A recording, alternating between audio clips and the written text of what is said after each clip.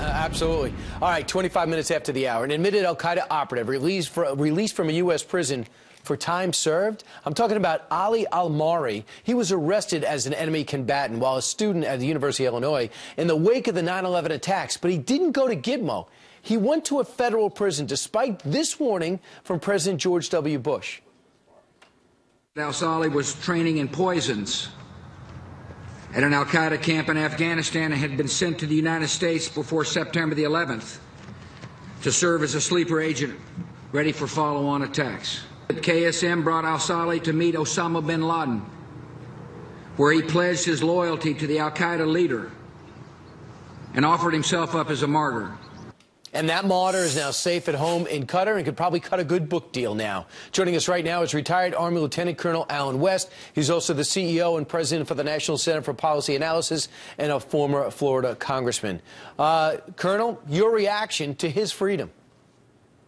Well, it is absolutely unconscionable that we still have an environment where the enemy is continuing to fight us, but we are releasing the enemy back to join the ranks. And so when you look at several U.S. statutes, it seems that the Obama administration continues to provide aid and comfort, material support to the enemy, as well as aiding and abetting their efforts. Look, we cannot continue to look at this war against Islamic totalitarianism and Islamic fascism and jihadism as some law enforcement operation. We cannot look at this as we have to have evidence that has to be presented. And in this case of al-Marri, here was someone that was kind of like the advanced man that was going out and scouting different locations to use cyanide gas and dams and other water supply sources. And why would we release him back to Qatar, knowing that Qatar is the country where they are housing the leader of Hamas and their relationship with Islamic terrorism? Colonel, this isn't even part of the president's odd quest to close Gitmo while releasing these terrorists. He's in a supermax prison. He's in our country. There was no pressure to get rid of him. What is the upside of getting rid of him? So he could put in a pickpocket in his cell? What is the issue here? How is that acceptable? Yeah.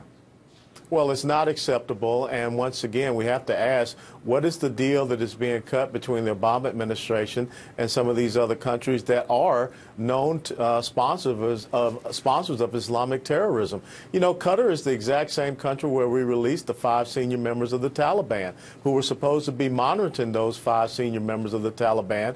But of course, in this year, 2015, they are free to return back to Afghanistan while we still have troops in Afghanistan that potentially they could go back on the battlefield and lead attacks against them. So it makes no sense whatsoever, other than the fact the president is trying to convince himself that holding these terrorists means that it's a recruiting tool.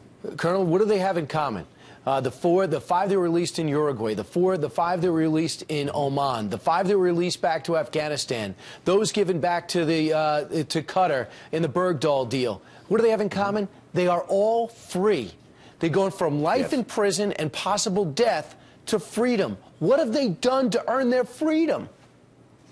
They have not done anything to earn their freedom. And furthermore, the real thing that they all have in common is that they're still the enemy. They are still Islamic terrorists. They are still jihadists. And now we have released them to go right back and continue to do what they have been doing since they pledged allegiance to al-Qaeda, ISIS, or whomever. All right, Lieutenant Colonel Alan West, thanks. Appreciate it. Thank you so much. All right.